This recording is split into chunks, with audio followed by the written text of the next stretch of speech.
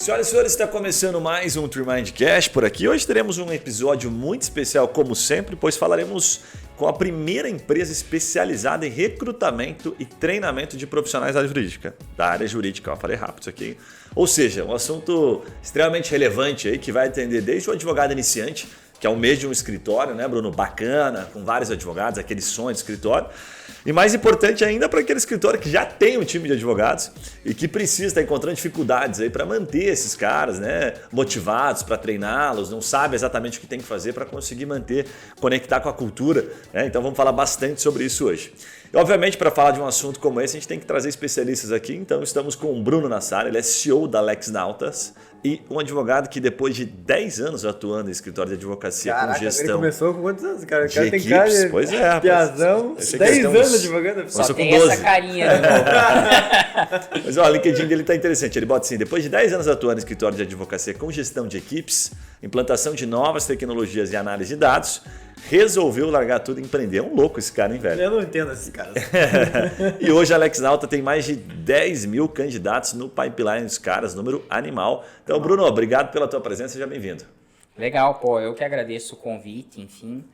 Espero conseguir manter o mesmo nível do bate-papo dos demais convidados, porque o bate-papo de vocês aqui é sensacional. Vai e o que eu puder contribuir e aprender aqui na troca de experiências será um prazer. Eu não Bem sei, legal. cara. Acho que às vezes o papo de contratação e oportunidades até que você vai conseguir trazer chama mais atenção que muito assunto por aí, né? Não, o assunto é super legal. E também estamos aqui, Bruno Cuiro Melo, que até o fim do episódio ele vai tentar convencer você a arrumar uma vaguinha, nem que seja de estágio no escritório. Ele tá tendo bastante dificuldade, sabe, nesses testes aí, desse processo de seleção. Eu queria achar uma oportunidade mesmo pra me recolocar no mercado, né? Eu tenho, assim, bastante competência, qualidade. Né? Mas ninguém enxerga, ninguém tá enxergando eu isso. Eu tenho potencial, esse é o problema. Né? Eu não consigo entregar. Verdade. Eu tenho Boa, potencial, boa, tem boa. que acreditar, né? Isso aí, tem que acreditar. Vamos ver o que a gente consegue fazer até o final do episódio. Obrigado. Bruno. E ele falou que não cobra, mano. É verdade, né? É. Depois ele vai comentar isso, ele vai Pois comentar. é. Bruno, vamos começar pelo começo, né? É meio redundância isso, mas enfim, dá um contexto pra gente, cara, por que vocês existem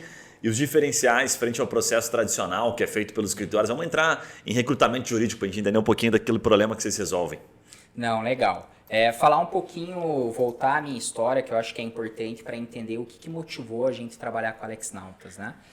Atuo em escritório de advocacia há mais ou menos uns 10 anos e, lógico, não todo esse tempo montando equipe, recrutando, mas boa parte dele. Sempre senti dificuldade. Então, às vezes, o advogado ele fica focado na operação jurídica, né?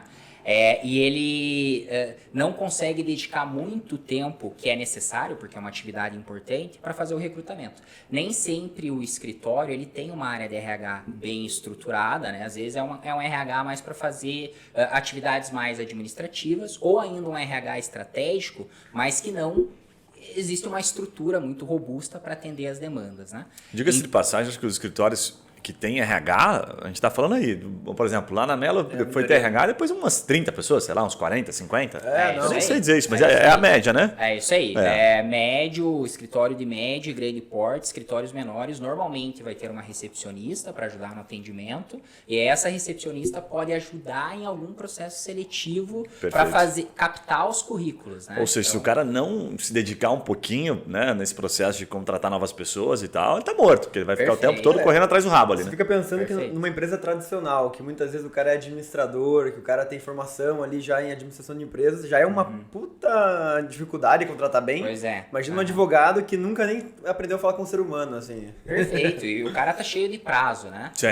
Tá cheio de prazo para atender cliente e ainda tem mais essa atividade. Fato. Então a gente sempre sentiu necessidade, sentiu falta de algo mais especializado. Existem soluções para a área de recrutamento, mas não conseguem conversar com a área jurídica. É uma área especializada, né? É uma área com habilidades específicas que você precisa recrutar. Então foi aqui que a gente surgiu, né? A gente viu uma oportunidade de trazer tecnologia para esse processo de recrutamento e atuar para a área jurídica para a gente conseguir poupar. Para mim, é o maior ativo do advogado ou qualquer profissional, que é o tempo, né? Hoje você vai abrir um processo seletivo, você vai receber 100 currículos, né? Cara, Desses recebe 100 muita currículos, gente, né? 85% não tem os requisitos da vaga, ou seja, 85% do teu tempo você vai analisar candidato que você não vai contratar, né? E você dedica muito tempo. Então a gente trouxe tecnologia para a gente poder trabalhar no recrutamento, mas sem esquecer das nuances da área jurídica, Cara, que é importante. O que você vê que são os principais erros do escritório pequeno na contratação?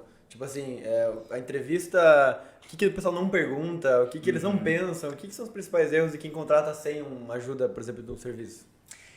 Eu vejo que o erro ele começa na hora que você vai divulgar a tua oportunidade de trabalho. Normalmente, as informações que são necessárias para o candidato avaliar se ele tem um requisito para vaga ou não estão disponíveis. Então, você já começa por aqui. Tá? Então, falta informação para o candidato ver se ele tem o perfil.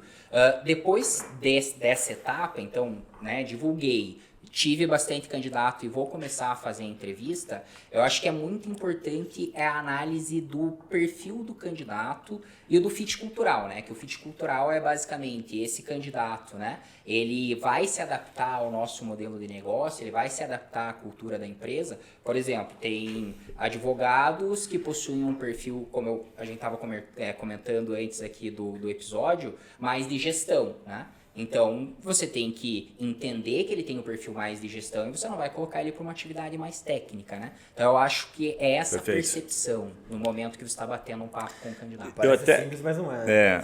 Eu até te perguntar o seguinte, cara, a gente agora, não vou dizer que tá agora na moda, né? Mas enfim, tá em alta a gente falar que, demite por comportamento, né? Então, contrata-se por comportamento.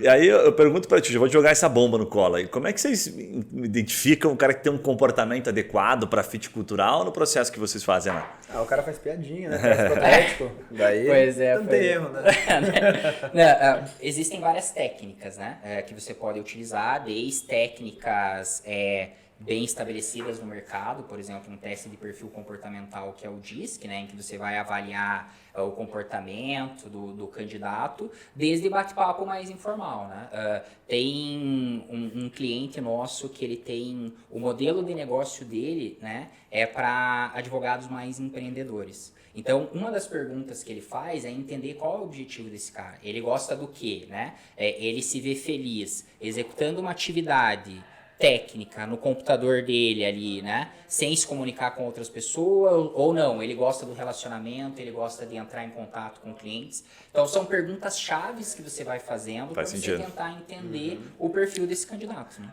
Mas hoje o mercado jurídico ele já está assim, maduro a esse ponto. Se você percebe que os clientes que vocês têm lá, eles pedem isso, eles vão nessa linha ou não? Os caras geralmente, porque a percepção que eu tenho aqui conversando com... A gente atende milhares de advogados aqui, escritórios, é que os caras estão sempre correndo, sabe, atrás do prejuízo. Então, no sentido de tempo, assim, falta tempo. E aí, quando ele vai contratar, ele quer o cara que resolva o problema tecnicamente. Então, a primeira coisa que ele vê, cara, será que esse cara faz uma boa petição? Será que ele vai conseguir cumprir o prazo do jeito que eu preciso? Será que ele entende do assunto? E depois vem o comportamento. Como é que está o mercado? Está maduro nesse ponto? Assim, para resumir como está maduro, na minha visão, assim, quando você fala o cara tem que ter fit cultural. O cara acha que é o advogado. Ele acha que assim, o cara tem que citar Rui Barbosa, né? Tem que falar data V. Se ele citar os mesmos autores que eu. Se ele falar isso, ele tem cultura, né? Então pode ser. Não é bem assim. Eu vejo que assim, é um mercado que está amadurecendo, a área jurídica ela vem, né, se atentando mais a essas questões, mas ainda não é muita regra. A maior parte dos escritórios, dos recrutadores, eles vão buscar mais as questões técnicas primeiro para depois fazer uma análise com relação a perfil comportamental. Mas eu vejo uma tendência de mudança, assim. Existem alguns players no mercado que vêm levantando essa bandeira, né? O que é super bacana, né? Trazendo essa conscientização, e os próprios escritórios acabam sentindo isso, né? Hoje você vai ver o índice de turnover em escritórios falando de médio a grande porte, né? É alto. Então ele acaba sentindo... O que é o turnover, desculpa? É o índice média. Não, o turnover até sei. Qual que é o percentual, quer dizer? 20%, depende. 20% ao ano gira. O escritório de 100 pessoas gira 20 na média por ano. É isso aí. Depende muito da região, né? A gente atua em âmbito nacional, então algumas regiões podem ter um índice diferente. Mas é uma média, digamos assim. Então você pense, né? A cada mês você tem que recrutar 3 colaboradores, né? 4 colaboradores. Então isso vai conscientizando, porque aí você vai sentindo na operação jurídica, você vai sentindo no bolso, enfim. Cara, e é muito louco isso, porque os números que você está trazendo batem bastante com até o que a gente tem aqui, né, internamente. Né? A gente brinca lá desde o processo. A gente foi entendendo, enfim, quando a gente começou a dar mais atenção para isso, que a própria divulgação da vaga teve que melhorar muito ela. Sabe? Então, o que você coloca na divulgação, a informação, cara, tem que ser muito bem pensada. Porque você tem vamos colocar uma perda assim, de pessoas que vêm a vagas e tem potencial, mas, cara, a forma como você descreveu não gerou interesse, motivação nele. Ele não clica. Grande, é um cara. troço Como muito criar louco, uma sabe? boa descrição de vaga? Tipo, quais são os pilares para você atrair a pessoa certa? Isso é muito importante, a galera não se atenta muito. Às vezes passa batido nisso, né? Você coloca os dados da vaga e já era. Existem alguns mas, elementos... Bruno, não querendo te cortar rapidinho, mas só para botar um ponto aqui para dar uma complicada na situação. Para daí você responder que você tem mais experiência que a gente. Sabe o que eu percebo? Tem uma linha meio tênue nisso. A linha tênue é o seguinte, é quando o cara que está divulgando, se é o próprio advogado, é o RH, parece que muita divulgação você está fazendo um favor de contratar o outro, entendeu? A minha linha tênue é exatamente essa. Quando você está divulgando... sorte trabalhando nesse isso, olha, eu vou te fazer um favor, eu estou divulgando essa vaga, é um favor que eu estou fazendo no mercado. E a outra empresa, que eu comecei a estudar um pouquinho isso via as divulgações, cara, ela queria vender a vaga pro cara, vendia um sonho, assim, sabe? Trabalhar aqui é um sonho. Puta que... Mas assim, a diferença é escrota, velho. Então conta pra gente um pouquinho sobre isso. Como tá certo, né? Pra mim é uma tendência, tá? Cara, assim, o principal recurso ativo de uma empresa são as pessoas, né? Você quer atrair sempre os melhores talentos, independente se você é um escritório pequeno, médio ou grande. Você quer as melhores pessoas trabalhando com você, né? Quando você está divulgando uma vaga, você está vendendo a tua empresa, você está vendendo o seu escritório, né? Você não pode fazer algo rápido, algo simples, sem uma visão muito estratégica. Eu vejo que é uma tendência essa construção da imagem. Você está falando do branding do escritório também, né? Você vende o teu escritório para os teus clientes, mas é importante você vender para todos os stakeholders, né? Então, eu acho que a questão de você dedicar mais tempo, você colocar as informações necessárias dentro da vaga, pode tomar um pouquinho mais de tempo, mas você vai ganhar absurdamente de efetividade no teu processo seletivo. Lembra aquele indicador que eu falei para vocês do 85%? Sim. Né, de candidatos que não têm o perfil? Por quê? Porque a vaga não tem a informação necessária. Vai diminuir, teoricamente, se ele fizer um preenchimento mais apropriado, né? Exatamente. E tem uma outra coisa. A gente mede dentro da nossa plataforma a quantidade de visitas que a gente tem dentro das vagas, né? E a gente consegue identificar que aquelas vagas que possuem mais informações, em que você vende mais a vaga ou a empresa, o índice de conversão ele é maior do que aquelas vagas um pouco mais simples, digamos assim. Bem legal, bem Deixa eu legal. fazer outra pergunta. O que você vê que hoje, digamos assim, o que está mais atual no que chama a atenção dos talentos? Tipo assim, é o nome do escritório, é salário mesmo, é só o financeiro e já era, é benefício, tipo, é home office. O que você vê que mais hoje está chamando a atenção dos caras que são os top de mercado, assim, que estão procurando emprego?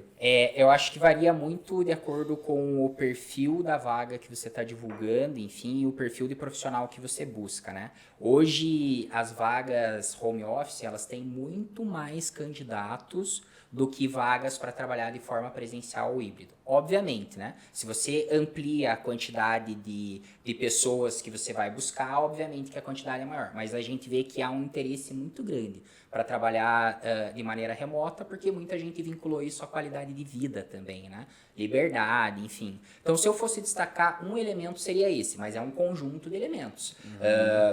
Pessoas mais inovadoras vão buscar empresas que respiram mais esse ambiente inovador, que dão mais oportunidades, né?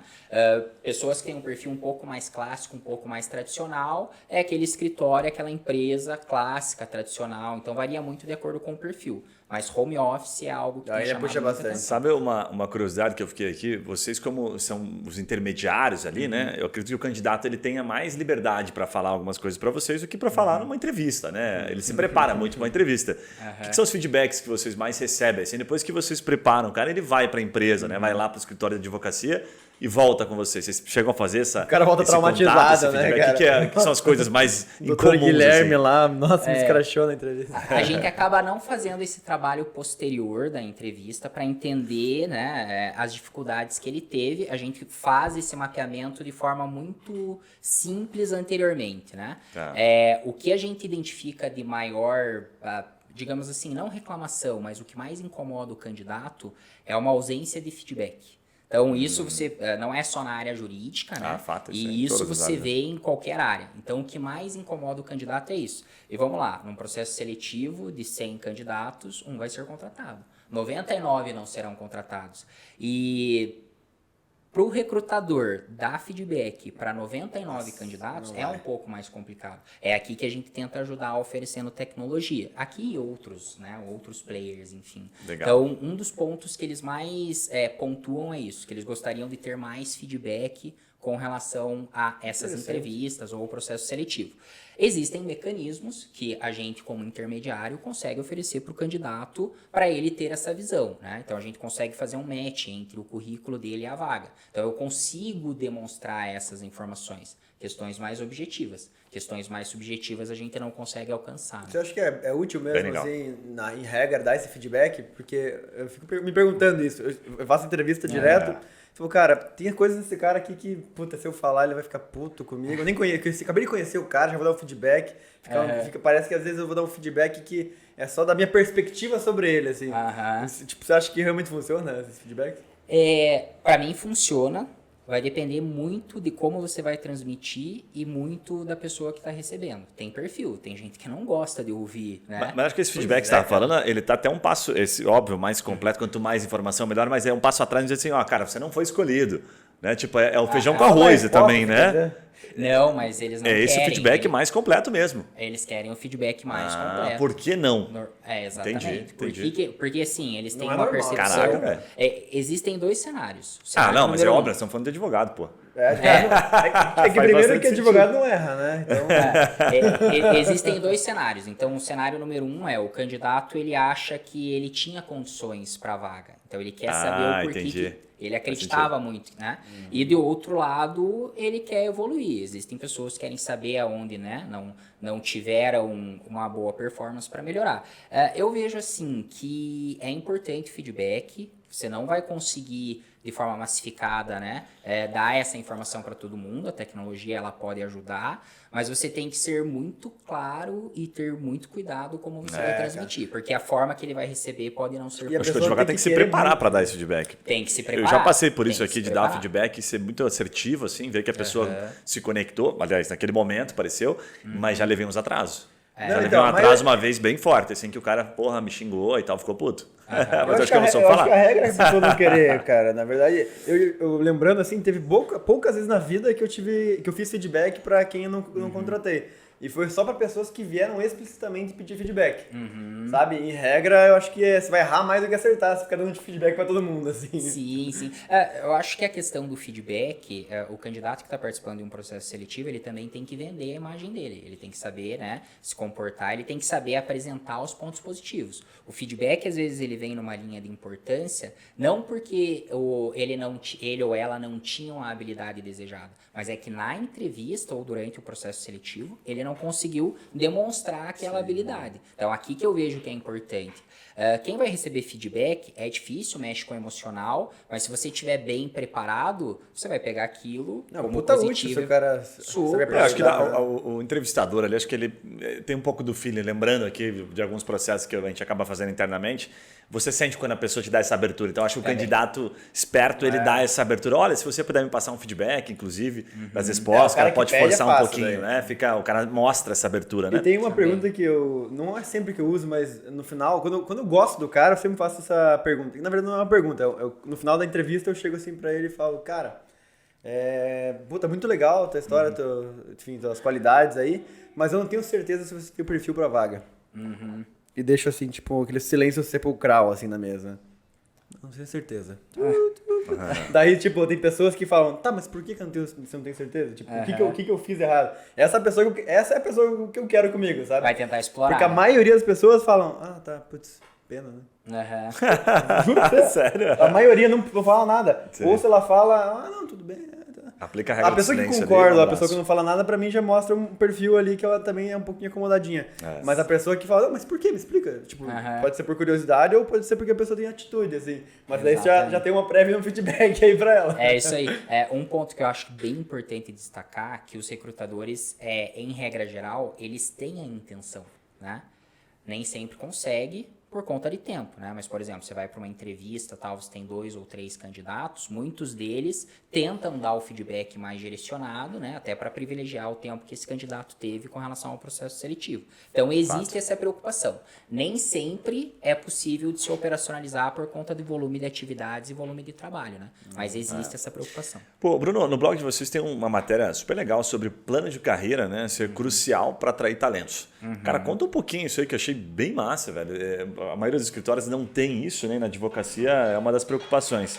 Como é que é essa questão do plano de carreira? Quanto ele é importante? Que tá fazendo podcast, botar. silencioso. Fala um pouquinho aí. Estagiário é difícil, né, Bruno? Os caras novos aí.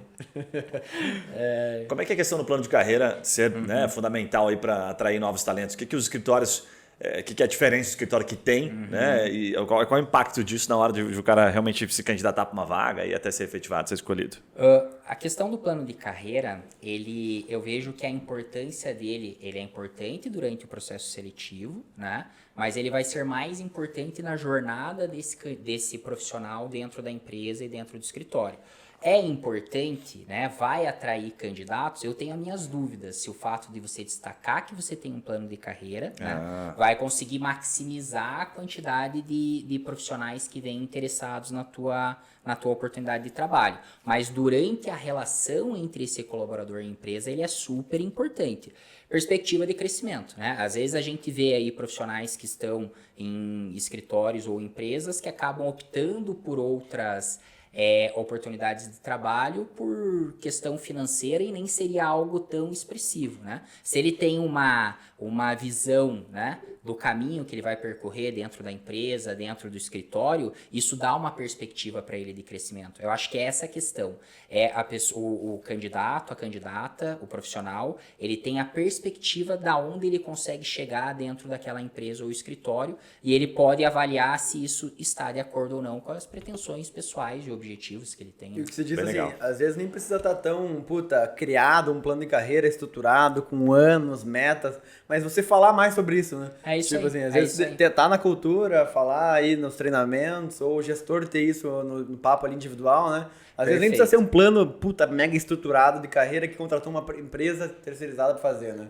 Perfeito. Eu estava lendo um livro esses tempos atrás, eu não vou lembrar o título, depois se eu lembrar eu falo aqui, mas que fala sobre a cultura, né, dentro das organizações. E ele faz esse paralelo, não sobre plano de carreira, mas dizendo sobre você documentar a cultura e você vivenciar essa cultura. É a mesma coisa. Cara, não adianta você ter um plano de carreira super bem estruturado, que vai estar lá no Word, vai estar em algum lugar, e você não fomenta isso no dia a dia. Então, isso é super importante. Você pode não ter isso documentado, né? Mas você tem que vivenciar, você tem que falar, você tem que demonstrar, né? A questão é, ele tem que ver que isso é real, não que isso é algo criado, né, para ficar na parede. O comportamento sempre é mais importante, né? Bruno, deixa eu dar uma pivotada aqui, porque tem um outro assunto que é extremamente importante, que é o de treinamento jurídico, né? Então, o cara foi lá, contratou o escritório, contratou um time top lá, né, pela Alex Nautas, trouxe os advogados bem legal, que a Alex faz esse processo. E agora, como é que o cara mantém a motivação dele? Como é que ele treina? Né? O que você recomenda geralmente? São intervalos trimestrais? Conta um pouquinho sobre essas falhas que existem no mercado e o que vocês conseguem suprir. Primeira coisa é quando o candidato, o advogado, o estagiário, o acadêmico, ele começa a operar dentro da empresa, do escritório, é muito complicado no modelo tradicional gestores, os profissionais pararem para fazer esse treinamento. Então, normalmente esse treinamento ele é feito da maneira que dá. Eu tenho muitos prazos para atender, vou parar aqui, cara, faz aqui. Isso é um ótimo resumo. Exatamente. Então, Belo treinamento. Essa é a primeira questão. Então, muitas vezes o profissional ele começa a operar e ele não tem dimensão do que é esperado dele, expectativa, enfim, né? Porque a gente sabe, como a gente já falou lá no início, quando você tem uma alta rotatividade, né? É uma atividade importante, mas o profissional ele vai ficar focado mais na operação jurídica. Tecnologia vem para ajudar nesse ponto também, né? Vamos lá, se você vai treinar um advogado para fazer petição hoje em determinada matéria, um outro advogado que vai compor a equipe e fazer a mesma matéria, o treinamento é o mesmo. Por que você vai parar 2 vezes para dar um treinamento diferente? Porque isso às vezes acontece em momentos diferentes, né? Então você pensar, independente do modelo, em um modelo que é fácil você repetir esse treinamento sem onerar a sua equipe é importante. É importante para a empresa, porque a visão é o seguinte: cara, se esse cara tá bem treinado, ele vai entregar valor antes para o meu escritório ou para minha empresa. 2, eu vou ter menos risco na minha operação, porque se o cara não tá bem treinado, né, ele pode gerar risco. E entre outros fatores, né? Então, é super importante você pensar em modelos em que você consegue acelerar esse treinamento, né? Como você motiva, como você faz, como você mantém o profissional sempre se atualizando. Esse é um baita desafio, né? Digamos assim, o advogado, ele precisa entender, e né, boa parte entendem, que ele precisa sempre estar se atualizando. Nem sempre a gente está falando sobre legislação apenas, né? A depender do perfil de cliente que você atende, você está falando sobre procedimentos internos, enfim. Então é preciso ter esse modelo de atualização, mas não necessariamente você tem que criar um modelo que vai onerar toda a tua equipe. Qual escritório vai poder parar uma semana para fazer um workshop ou alguma coisa de treinamento enquanto os prazos estão parados? Não tem como. E tem os treinamentos hoje que são muito demandados lá para vocês percebem que os próprios escritórios trazem, cara, queria treinar, sei lá, os caras para prospectar mais cliente, relacionamento, comunicação. Já tem um volume assim que você fala, puta, muita gente procurando isso aqui. Normalmente técnica jurídica. Técnica jurídica. Normalmente técnica jurídica. Existem... Mas o cara acabou de sair da faculdade. Brincadeira. Boa parte das vagas que a gente divulga hoje dentro da nossa plataforma são vagas que não exigem experiência. 51% das vagas são para dar oportunidade para advogados em início de carreira. Normalmente esse advogado em início de carreira, ele teve contato com a matéria jurídica na faculdade, mas a gente sabe que não é altamente especializado, né? Então, os treinamentos da técnica jurídica, eles vêm mais para dar esse afinamento nessa base de advogados que ainda não têm aquela expertise na matéria, né? Em que é exigido.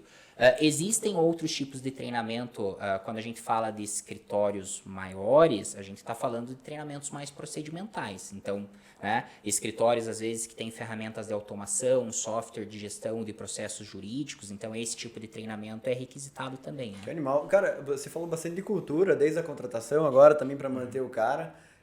Mas acho que ainda é um conceito um pouco abstrato para alguns advogados, assim. Queria que você desse algumas dicas, assim. Acho que a pessoa que está escutando a gente entendeu o que é importante e que ela tem que focar nisso de alguma forma, né? Mas, tipo assim, eu nunca pensei nisso no meu escritório. Eu tenho aqui 10 negros, aqui 15 negros, e nunca nem foi falada essa palavra aqui dentro. Como que eu começo a pensar nisso e estruturar isso para manter o cara mais dentro, assim? Não, legal. É sensacional porque isso que você pontuou é o Código da Cultura, o nome do livro. Código da Cultura? Eu comecei a ler, um colega meu me emprestou, enfim, é super bacana. E ele fala exatamente sobre isso. A primeira questão é o seguinte que tem que entender. Toda empresa tem uma cultura. A cultura vai dizer como, né, como as pessoas vão interagir entre si, como você vai interagir com os seus clientes. Ela sempre tem, mas o advogado não sabe. Ele querendo ou não. Às vezes não sabe, mas sempre mas tem. Mas é fácil descobrir. Você pede para alguém bem desconhecido perguntar como é que é o dia a dia ali e tal. Perfeito. Você sabe que... entrega para o advogado, tá aqui tua cultura. Eu estava ouvindo esses tempos atrás um podcast, não é jurídico, é da área financeira, e ele fala exatamente isso. Um dos autores desse livro estava comentando, né? Ele fala, como que eu descubro qual é a cultura que existe hoje na minha empresa? Pede para um liderado, isola ele e pergunta para esse liderado qual é a cultura dentro da empresa. Ele vai te falar, porque é o que ele percebe. A cultura não é, de novo, não é o que está no papel. É o que é percebido por todos os stakeholders que estão em volta. Então, a primeira coisa é essa. É você entender qual é a cultura, o que é fomentado dentro do teu escritório. Como que os stakeholders percebem o seu escritório. E aí você vai entender qual é a melhor cultura que você quer adaptar. Existem culturas de resultado, culturas de inovação e várias outras. Né? Cara, me parece muitas vezes que o advogado, ou gestor em geral, não só advogado, ele acha que tem uma cultura que ele acredita que seja a cultura da empresa dele, mas muitas vezes é uma imagem que ele criou na cabeça, assim, né? Porque uma coisa é você querer que a cultura seja de transparência, de parceria, das pessoas se ajudarem, e você tentar forçar isso. Outra coisa é você contratar a pessoa que já pensa igual, motivar a pessoa a fazer aquele tipo de atitude. Vocês assistem aquele seriado The Office, que é um seriado antigo, mas... Não, cara, eu já assisti. O Michael Scott lá, que é o gestor da empresa, ele acha que a empresa dele é perfeita, assim, né? Só que, tipo, na cabeça dele só. E daí todo mundo do time, tipo, é uma empresa totalmente destruída e ele é o cara mais preconceituoso, racista do mundo. Só que na cabeça dele, ele tá perfeito. Eu vejo que muito gestor é tipo isso, assim. O cara tá abafando lá. Normalmente, os escritórios que possuem uma estrutura de RH, né, existe uma tendência um pouco maior a se preocupar com essa questão da cultura, enfim, porque isso também já vem inerente à profissão, à formação. Então, existe uma preocupação maior. Mas eu vejo grandes escritórios aí do mercado que a percepção, né? É a questão da percepção. Me parece que tem uma cultura bem consolidada, a forma que os profissionais, os colaboradores externalizam isso, parece que eles têm uma boa percepção, né? Bem Lógico, legal. não são todos, varia muito, né? Ô Bruno, deixa eu te pedir quase um playbook aqui, pelo que você vê de mercado, assim, das boas práticas, dos escritórios que você conhece e que tem essa cultura bem enraizada. Porque isso é um detalhezinho que a gente vai falar aqui que o advogado está ouvindo e vai pegar. Ele fala, pô, sexta-feira os caras fazem uma brincadeira. E até para dar um contexto, simplificar um pouquinho, a gente aqui, por exemplo, tem a cultura de treinamento, começa às 10 horas e acaba meio-dia, toda sexta-feira. É meio, não vou dizer assim, empurrado, mas a gente convida de maneira elegante a todos a participarem, a gente tem uma boa aderência. E teve um dia que, e são 2 horas separadas, 1 hora de um assunto e outra hora treinamento mesmo, traz uma pessoa de fora para falar. Que a gente se perguntou, será que é legal? Né? Será que o pessoal gosta? Aí fizemos uma consulta e 85%, cara, mantém. A gente perguntou assim, o que você sente quando vai ter o treinamento de sexta? Qual que é a sensação? Puta, que merda, ou não, sabe? O que é o sentimento, né? E a maioria falou, pô, cara, sempre massa. Recebo, sabe, alguns conselhos, algumas coisas que nem esperava. Só que bem alternado. Então a gente fala de finanças, semana passada foi de, cara, autoestima. Não lembro qual foi da semana passada, mas sim uns assuntos bem aleatórios que eles trazem. Então a gente colhe os feedbacks. E até conectando com vou fazer uma propaganda aqui, mas uma divulgação, de certa forma, o escritório da família do Yuri, da Melo Advogados, eles implementaram essa cultura. Então, toda sexta-feira a gente vê lá, às 11 horas, eles param e fazem uma conversa. Né? E aí sempre tem um treinamento. Então, eu queria te perguntar quais são as boas práticas que você vê nos escritórios que tem uma cultura legal? Responder, que acho que é interessante, isso dá um exemplo de como você viver a cultura. Tipo assim, puta, tá escrito lá na minha parede, cara, a minha cultura de aprendizado contínuo. Só que daí você faz treinamento uma vez por ano ou quando estoura uma bomba, puta, agora é LGPD, galera, vamos se reunir, vamos falar dessa porra aqui. Mas quando você tem, puta, toda sexta-feira, 2 horas de treinamento, aí sim você pode colocar na parede. Porque a cultura é aprendizado contínuo. Porque a tua empresa ela pulsa aquilo. Então é uma forma de você viver a cultura, né? É isso aí. Um que eu gosto de destacar por conta da minha vivência e é algo que eu gosto de mexer, é você trabalhar com os dados dentro da sua empresa, né? Escritórios da advocacia hoje vêm, né, olhando mais para esse lado, enfim. E aí, assim, como que você fomenta isso dentro da tua empresa, né? Como que você demonstra a importância para os teus colaboradores, para os teus profissionais, de que é importante eles analisarem os dados, eles trabalharem com os dados. Então, basicamente, você vai fazer algumas reuniões, né, entre os seus colaboradores. Primeiro que, assim, você vai embasar as tuas decisões, você vai trazer dados para dentro da tua decisão. Então, já começa por aqui, né? Você já começa a demonstrar para os profissionais que estão dentro da empresa, né, que isso é algo importante. Mas você não vai fazer isso uma vez. É a questão do treinamento. Sim. Se você vier aqui uma vez por ano, né? E uma vez por ano e fazer um treinamento e dizer que é uma cultura de aprendizado, obviamente que não é, né? Tá no papel. Então é você fomentar. Ali, né? Tem que estar coerente. O teu discurso ele tem que estar coerente com a tua prática. E aí você tem que entender dentro do teu negócio o que é importante para você crescer e para você prosperar, né? Não adianta você querer desenvolver uma cultura dentro da tua empresa que está completamente distanciada ou diferente, né? De acordo com a tua estratégia e o teu modelo de negócio, né? Sabe que eu ia te perguntar um negócio, porque assim, no primeiro bloco a gente falou sobre a contratação, né? A seleção, o processo de recrutamento, ok. Aí, pô, a Alex faz um puta trabalho, seleciona uma pessoa legal e manda para o escritório, né? E esse escritório vai lá e apresenta um turnover, né? Um índice de pessoas que acabam saindo do escritório, vamos colocar assim, acima do normal, né? Você já até colocou que os escritórios de advocacia têm um turnover relativamente alto. Cara, o que eu queria te perguntar? Onde é que está geralmente o problema que você percebe assim, que dá para colocar o primeiro, o segundo, o terceiro, e que esse advogado não sabe, porque nem sempre ele consegue atacar o turnover, assim, né? Aquele índice de turnover para tentar, né, reverter ele, né? Isso que a gente está falando aqui do treinamento talvez seja um deles, mas na tua percepção, onde é que está o problema do turnover? Vários fatores. Né? É o efeito Michael Scott, assim, também. O cara, mas eu sou tão, assim, generoso com a minha equipe. Mas eu trato todo mundo tão bem. O pessoal não sabe o que é da vida. São vários fatores. Eu acho que o primordial é alinhamento de expectativa. Tanto alinhamento de expectativa da empresa com o colaborador, quanto do colaborador, quanto da empresa. Né? Não adianta você, dentro do teu processo seletivo, você vender algo que não é na prática. Obviamente que haverá frustração. Obviamente que, né, vai chegar um momento que o colaborador vai entender que não é para ele e ele vai sair fora. Do mesmo jeito a empresa, né? Quando você vai fazer o processo seletivo, você não deixa claro pro colaborador qual é a percepção, o que você espera dele, né? Obviamente que ele não vai conseguir entregar. Então, para mim, o principal ponto é esse alinhamento de expectativa. E aí, em volta disso, existem vários fatores, né? Alinhe expectativa que você não vai ter problema. Porque assim, ou o cara já vai entender que não é para ele, né? Ou, enfim, vou participar, vou vestir a camisa. Cara, mas eu vou ter que colocar uma pimenta nessa pergunta. É o seguinte, ó. Pimenta na sopa. Pimenta na sopa, vai. A gente já conversou com um monte de empreendedor, até de empresa muito grande, tipo Banks, por exemplo. A gente teve uma palestra dos caras e foi engraçado porque eles contam que o processo lá, ele usou como exemplo, né, que mais demorou, levou 5 meses para contratar. E o cara separou o processo, assim, como se fosse em 2 etapas, que ele fala, ó, o primeiro momento, né, as primeiras conversas eu vendo muito, eu mostro o sonho pro cara. Então ali você criou uma puta expectativa no cara. Não dá para negar que na hora que você tá vendendo, você tá criando expectativa. Tá apaixonado. Né? Então você tem que fazer o cara se apaixonar. E depois ele desvende. Né? Isso é o processo que funciona também na advocacia, porque, cara, não criar expectativa, me parece que às vezes a gente tem que ser realista demais, também afasta o candidato. Né? Onde é que está o meio termo? Como é que no processo você recomenda que isso seja aplicado?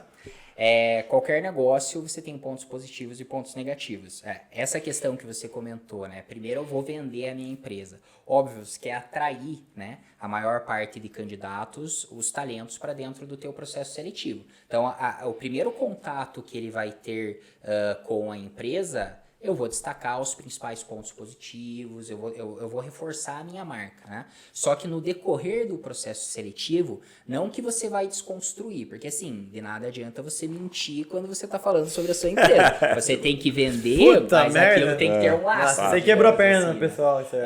Não, o próprio Ebanks que você comentou, né? Poxa, a estrutura, né, é super bacana, ele é uma baita empresa e a minha cunhada trabalha no Ebanks. Então, eu vejo, ela fala como eles se relacionam internamente. E é fantástico, fantástico. A tua cunhada não é a Adriana Camargo, por acaso, né? Não. Sabe quem é a Adriana Camargo, não? Sim. Ela vai gravar com a gente semana... Tem só 1000 pessoas lá. Não, é por causa da coincidência. É porque na semana seguinte a gente vai ter a Adriana Camargo aqui, que ela comanda o jurídico lá do Ebanks. Sério? Ela vai estar gravando com a gente. A Adriana é sensacional. Vou vir nesse. Há algum tempo atrás eu participei de algumas comissões... grupo de estudo de comissão da OAB, ela estava liderando um sobre fintech. Nossa, eu vou ouvir o episódio. Top. Ela vai estar semana que vem com a gente. Então, assim, Guilherme, você vende, obviamente, mas durante o processo seletivo você tem que mostrar para o candidato o que ele vai vivenciar, né? Qual é a prática? A questão de você, depois eu vou mostrar, vou mostrar todos os pontos, vai ter pressão, não vai ter pressão, como ele vai trabalhar. Isso é normal em qualquer empresa. O candidato ele tem que aceitar o trabalho dele sabendo como ele vai ser cobrado, pelo que ele vai ser cobrado. E isso nem sempre é algo gostoso, né, no dia a dia, mas é necessário. Ainda mais na hora de contratar. Às vezes você quer, não quero também falar todos os BOs aqui dentro pro cara, vai que queima. O cara vai se manter pouco tempo. Eu vi um dado, olhando para dentro da nossa base, né? A gente olhou o perfil dos candidatos advogados, o tempo que eles se mantêm dentro de um escritório de advocacia, né? 2 anos e meio é o tempo que normalmente ele fica, a média, que ele fica baixo, dentro dos escritórios. Cara, depende, não é tão baixo não. Não depende, é tão baixo não. Depende. Talvez dentro do universo jurídico, eu não sei os números, né, dos escritórios que realmente maiores. Tempo demora para traçar mas, cara, hoje em dia, jurídica. É baixo. Não, mas você tem que pegar assim, vamos pegar, dadas as proporções, pegar um cara mais júnior, que quer um negócio mais rápido, fazer acontecer, ele quer crescer mais rápido, plano de carreira jurídico, ele é mais lento, de fato, né, do que as outras empresas. Então 2 anos e meio não é tão pouco, não, velho. Então, por isso, não é tão pouco o cara conseguir manter, mas é pouco para o cara ver resultado, entendeu? Para o escritório é bom 2 anos e meio, mas para o candidato é pouco. Sim. Precisa ficar mais tempo do que isso, entendeu? Normal, enfim, você vai para um escritório de advocacia para você atingir cargo de liderança, tal, se você entra júnior, são anos, pô.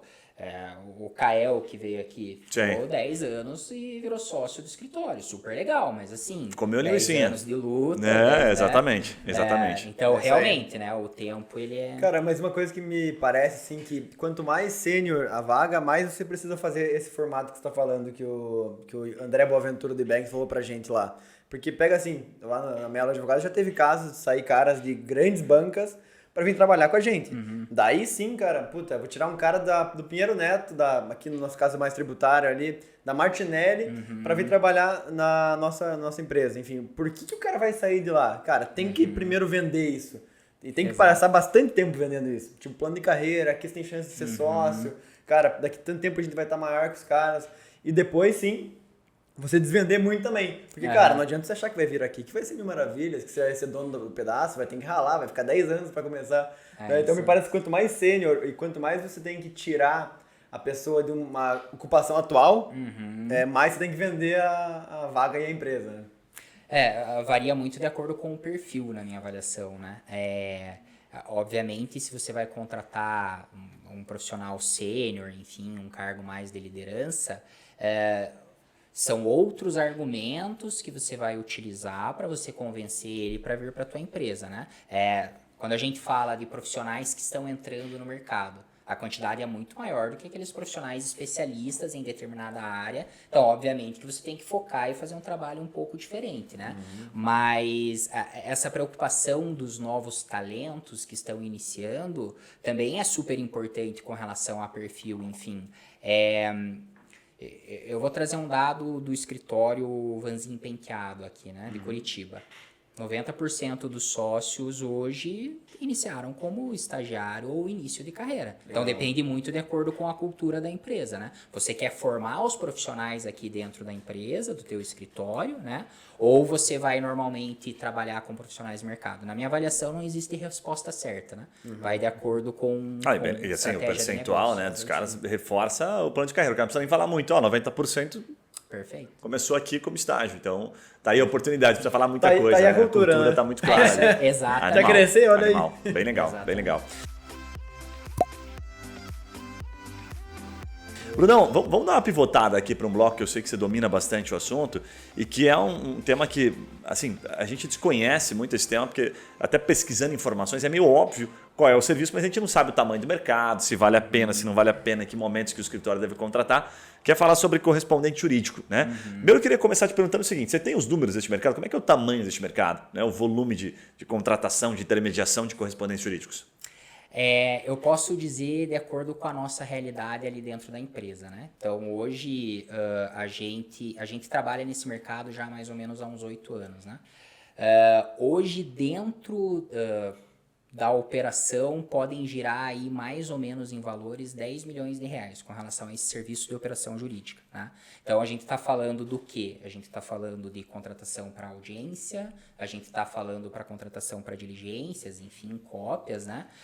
Então, é um mercado que ele já teve momentos melhores. Por que eu digo que ele já teve momentos melhores? Índice de virtualização de processos impacta diretamente no serviço. Você vai fazer caixa lá do processo? Exatamente. É caixa que chama? Carga. Carga? Nossa! Exato. Cópia, carga, enfim, protocolo, né? Protocolo virtual. Então, a gente vê dados do CNJ de 2018, 2019. O índice de virtualização dos tribunais, 89%.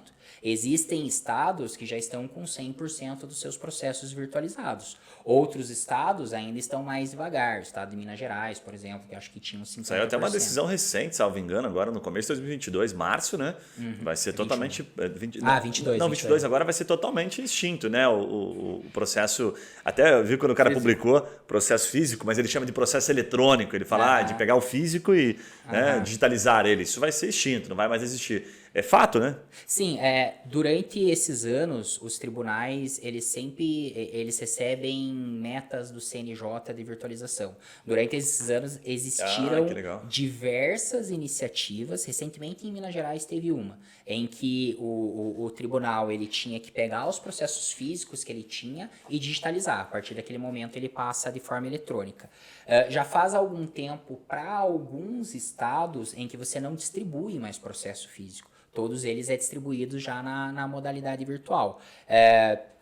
Não sei se vai acontecer até 2022, né? Enfim, porque já vem sendo feito esse trabalho já há muito tempo, mas está muito próximo, está muito próximo. 90% dos processos do Brasil digitalizados é uma quantidade considerável. Nossa! Né? Então, ele é um mercado 90%, que ele... 90%. Ele já teve dias melhores, digamos assim, mas ainda existem oportunidades. Cara, que pena, eu adorava quando ficava 2 horas na fila do fórum pra carga, mano. Passava rápido o teu horário como estagiário. No começo, quando eu estagiei, eu fazia também o processo trabalho externo, né? Total, minha vida era isso de estagiário, escravagiário. Agora o pessoal não tela aí, fica no celular. Cara, você sabe que assim, vou aproveitar o gancho aqui. A gente lançou uma ferramenta, Bruno, recentemente, que é a Trimind Tech, sabe? Que a gente basicamente faz, é uma ferramenta de research do mercado jurídico, que é um mapeamento, né, de tendências e tal, mas que o nosso foco é transmitir causas e áreas em alta na advocacia. Ponto. Esse é o resumo da ferramenta. E a gente mapeou uma área, a gente separou como nicho o segmento, que é o de bacharel. Então pegou assim, o que é o advogado? Porque tem muita gente que está nesse limbo. Então o advogado, acabou de se formar, né? Aí não passou na prova. Ainda. Vamos colocar aqui como advogado. Sim. Na cabeça dele ele é advogado, ele acabou de se formar. E aí ele não passou na prova ainda, e daí o escritório não contrata ele, porque também ele não tem OAB, o cara fica num limbo ali danado. Aí a gente olhou para esse público e falou, vamos mapear o mercado, as oportunidades que ele tem. E uma delas, que é a que mais aparece, é de correspondente jurídico. Só que quando a gente vai olhar o volume é pequeno realmente, então bate com o provisionamento de valor que você falou. E dentro de um contexto, a gente separou 20 causas possíveis ou atuações para o advogado. Só para você ter uma noção, assim, correspondente jurídico está junto como, por exemplo, registro de marca, que é um negócio que dispensa, né, a necessidade de uma OAB, então o cara pode atuar, defesa de CNH, registro, defesa de recurso de multa, tem um monte de outras coisas que o advogado não, mas o bacharel de direito pode atuar e o correspondente jurídico vai representar 1,38%. Está lá no nosso site. A gente entrega a informação. Então, assim, o cara que, eu quero atuar como correspondente, às vezes ele vai estar tentando atuar no mercado que é muito pequeno. E aí, quando a gente bota no site lá, por exemplo, advogado de pequenas causas, que é exatamente como as pessoas procuram, né? Juizado especial, ele pode, no primeiro momento, representar o cliente, ajudar. Só se não conseguir uma negociação e aí ele tiver que partir para a briga, que ele vai precisar de um advogado com OAB de fato. Mas ele pode. Isso representa uns 10%. Então a gente colocou, cara, eu achei muito massa, porque eu achava que correspondente jurídico era muito maior. E de fato não é. Já foi. Diminuiu bastante, mas assim, durante muito tempo foi um mercado interessante para se trabalhar. Só que basicamente o mercado de correspondente jurídico não vai ser necessariamente um profissional que vai atuar de forma autônoma para fazer esse tipo de trabalho. Existem escritórios especializados que se profissionalizaram nessa área, né? Então, quando eu trouxe esses números, são basicamente esses escritórios. De um jeito ou de outro, esses escritórios centralizam e eles vão quarteirizar, digamos assim. Eles vão fazer essa contratação de outros profissionais. Mas existem profissionais que atuam diretamente nesse mercado, né? É o que você falou. Bacharel de direito, né? Você não precisa ter a OAB para você fazer esse tipo de serviço. Existe uma parcela, mas grande parte da parcela são advogados que atuam nessa área. Deixa eu até te perguntar, que tipo de escritório hoje que contrata ainda o correspondente? Como é que quais são as demandas? Assim? São áreas específicas muito grandes? Cara que prospecta a nível Brasil, prospecta em teses muito específicas? Como é que é? Normalmente são escritórios que atuam em mais de uma região do Brasil, né? E não necessariamente possuem sede nessas regiões. Então, basicamente, um escritório ele está em São Paulo, só que ele conduz processos no Norte e Nordeste, né? Então, esses escritórios vão fazer esse tipo de contratação. Com a pandemia, né? Houve uma mudança do modelo de correspondência jurídica, né? Então, antes você tinha aí com escritórios fechados, né? com tribunais fechados, você não tem mais o advogado indo para fazer uma audiência. Então, você acabava fazendo a audiência de forma virtual. Aí, existem perfis de escritórios diferentes. Existem escritórios que resolveram internalizar essa atividade. E aí, acabaram fazendo essa atividade de audiência virtual dentro com o próprio time que eles tinham. E outros escritórios prosseguiram contratando. Normalmente, quem vai contratar grande volume de serviço de correspondência jurídica são escritórios de médio a grande porte que atuam em mais de uma região. Né? Legal. E uma curiosidade, como é que é essa tabela de remuneração dos correspondentes jurídicos? Para quem, então, por exemplo, acabou caindo aqui nesse podcast ou nesse vídeo, porque vai ter um corte específico de correspondente jurídico, quanto ganham os profissionais? Como é que eles são remunerados? Por exemplo, uma audiência, uma diligência, né? Ou um preposto, enfim, como é que funciona isso? Ele falou que todos podem chegar a 10 milhões por mês. É isso aí. É basicamente o seguinte...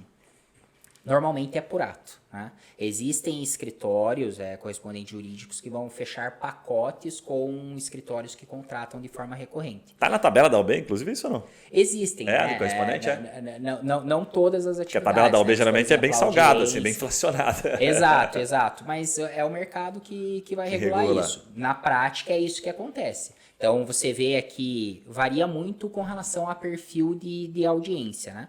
Mas você vê aí audiências que você vai pagar, às vezes, 50, 60 reais, a depender do perfil, para audiências que você vai pagar 300, 400, 500 reais. É muito engraçado, inclusive, quando a gente vê por região, né? O serviço de correspondente jurídico Nordeste, né? O valor ele é bem mais elevado do que a gente tem, por exemplo, aqui no Sul ou no Sudeste, digamos assim. Isso é uma novidade pra gente, porque geralmente no Nordeste paga-se menos, né? Tem menos gente trabalhando lá. Tem menos, né? Mais difícil de você fazer essa contratação. Por isso que eleva um pouquinho esse valor com relação à correspondência jurídica. Também me parece que quanto mais interior, mais difícil também, né? Você pega tipo cartório no interior, cara, ainda, não sei que percentuais, mas a maioria você depende de muita coisa presencial, né? Sim, então, é bom você ter um advogado ali que vai lá pra fazer conversar com o cartorário e tudo mais, do que, um primo teu que mora na região, né? É isso aí. Por isso que eu falo que varia muito. Quando você trabalha em capitais e região metropolitana, você tem, às vezes, vários advogados que vão te oferecer o mesmo serviço. Você consegue reduzir esse valor. Quando você está falando de comarcas do interior, às vezes o advogado vai cobrar 300, 400, 500% a mais do que você pagaria em capital e região metropolitana. E você paga, porque não tem quem faça esse tipo de serviço. E outra, quanto mais interior, mais é local o negócio também. Então, tipo, você vai pedir para um advogado lá de São Paulo e resolver um negócio aqui em Ponta Grossa, ou interior, aqui em União da Vitória lá, é diferente do cara que conhece, que tá todo dia no cartório falando sobre vários assuntos ali no cartorário. Então, esse valor ainda é muito forte, né? Da localidade ali, né? É isso aí. Existem correspondentes, né, que vão fazer serviço em determinadas comarcas, que eles têm um pouco mais de entrada para conversar com o assessor, para conversar com o juiz. Eu já vi clientes, grandes empresas, que pedem, às vezes, para os advogados serem em determinada região, justamente porque você tem esse trânsito maior, digamos assim, né? Isso aí não sai de moda, né, cara? E você vai pagar, às vezes, quanto para um advogado sair do Rio Grande do Sul e ir até São Paulo para fazer uma audiência, né? Com certeza. Economicamente E muitas vezes é mais rápido também você contratar um cara assim, né? Porque, às vezes você vai ter que fazer 2, 3 conversas, às vezes o cara tem o caminho das pedras. Não, aqui nessa região é assim que é a melhor forma. O Bruno, e como é que é o modelo de negócio que a Alex tem junto aos correspondentes? A gente tem um SaaS, né? Então, um marketplace, tá? Então, eu tenho os escritórios de advocacia que eles tomam serviço dentro da minha plataforma e eu tenho uma relação de correspondentes jurídicos e aí você classifica esses correspondentes por região, você vai classificar esses correspondentes por tipo de serviço e até por avaliação, né? E aí esses escritórios vêm e fazem essa contratação. Esse é um modelo. O outro modelo é quando os escritórios utilizam o software para gerir a própria rede de correspondentes. Normalmente, nesse modelo, o correspondente ele já tem um contrato, né, com o próprio escritório e ele utiliza a nossa ferramenta só para gerenciar. Só são um meio ali, tipo, né? Escritório... Que trabalho, ali, quantidade de horas dedicadas, o que por ato. faz... por ato. Faz a gestão do... Esses 10 milhões que eu falei para você é uma quantidade absurda de atos que você tem. Quando você fala de demandas relacionadas a direito do consumidor, né? Quantas audiências, hoje em dia nem tanto cópia, né? Mas quantas cópias você tem, né? Quando você faz lá, vou cobrar 20, 30, 40 reais por ato, né? Num volume absurdo, chega a dar uma quantidade considerável, né? Então, varia muito com relação ao perfil de escritório. Escritório de médio a grande porte, normalmente eles já têm a rede deles de correspondente. Você acha que ainda é um bom negócio para o advogado que está começando, né? Tentar atuar como correspondente ou não? Talvez para você gerar uma renda, né, para você trabalhar enquanto você ou forma a tua carteira de clientes ou você consegue a tua ocupação em algum outro relacionamento local. Ali, dar os primeiros passos, né? Exatamente. É importante para você, às vezes, ganhar cancha, ganhar um pouco de experiência. É algo bacana. É um mercado concorrido, né? Para ser visto, né? Para ser visto, para ser visto. Com certeza. A gente vem pensando dentro da LexNautas, a gente vê muitos profissionais que não possuem a cancha, digamos assim, né? Não tiveram aquela vivência. Então, de alguma forma, a gente propiciar essa experiência para ele, através dele fazer uma audiência ou algo nesse sentido. Além de... Fazer umas simulações, assim? Exato. Além dele ganhar uma confiança, ele ganhar expertise, se a gente levar ele para uma audiência real, ele começa a criar um relacionamento com o escritório, enfim, né? O que eu vejo para esse mercado, ele é um mercado com muita gente trabalhando e muito impactado com relação à pandemia. Ele precisa ser reinventado. E existem players do mercado que já estão olhando um pouco diferente para esse mercado, enfim, né? Porque ainda a regra do Brasil é judicializar, né? Quantos processos jurídicos a gente tem? E precisa. Uma hora você vai precisar falar com o juiz, outra hora você vai precisar ir numa audiência, enfim, né? Cara, eu acho que a futuro dos correspondentes é o lobby do bem, que nem dizia nosso amigo lá. A gente tinha um parceiro que ele era meio que lobista, assim, e ele falava, não, eu pratico o lobby do bem, então meu trabalho é ajudar as coisas a acontecerem. Então vai ter uma plataforma ali onde você vai achar o cara local, cara, eu preciso que você faça uma conversa com tal pessoa. Você tem relacionamento? Você tem proximidade? Você consegue viabilizar esse negócio, esse nó que tá embolado aqui? Vamos agilizar isso aqui. É um trabalho que, na minha avaliação, é relevante, porque, às vezes, um contato com um assessor ou com um juiz pode te ajudar um pouco ali com relação ao processo, né? Vai virar o correspondente de relacionamento ali na prática, né? É isso aí. Que isso não sai de moda. Com certeza. Isso sempre vai precisar, né? Boa, bem legal. Bruno, cara, sensacional o bate-papo, uma baita aula que você, né, divagou sobre vários assuntos aqui diferentes. E, entregou muito conteúdo. Obrigado. Sensacional. Vou pedir para você deixar o teu recado final aí, como é que as pessoas encontram você nas redes sociais. E daí deixa meus contatos para quem quiser me contratar também. Legal. Não, eu gostei aqui da tua postura dentro do episódio. Você viu, né? Acho que ele teria uma vaguinha para servir um cafezinho. Assim, né? Tem um fit cultural, talvez? Para servir um cafezinho ali, você acha que no VP ele rola, né? Mandar um currículo? Pô, eu faço café da hora. Eu acho que... Lá é importante café, hein? Café é saber fazer um café. Essencial. Não, brincadeiras à parte, queria agradecer o convite, enfim, bate-papo super bacana, experiência super legal. Para achar LexNautas em redes sociais, LexNautas, Instagram, Facebook, LinkedIn, sempre com conteúdo novo, e para quem está buscando oportunidade de trabalho, a gente está sempre divulgando novas vagas. Para me localizar, tanto LinkedIn, Instagram, tá fácil, Bruno Nasser... Bem legal. Nasser com 2 S aqui, para ficar bem óbvio, você encontra o cara por lá. Alguma mensagem, Bruno? Olha, a mensagem que eu queria trazer para todo mundo que está aqui é o seguinte. O mercado jurídico é um mercado muito amplo, né, gente? Um mercado super bacana. É um mercado que, na minha visão, ele está em bastante evolução, com o advento de novas tecnologias, enfim. Galera tem que estar muito atenta a esses movimentos, atenta às inovações que estão surgindo.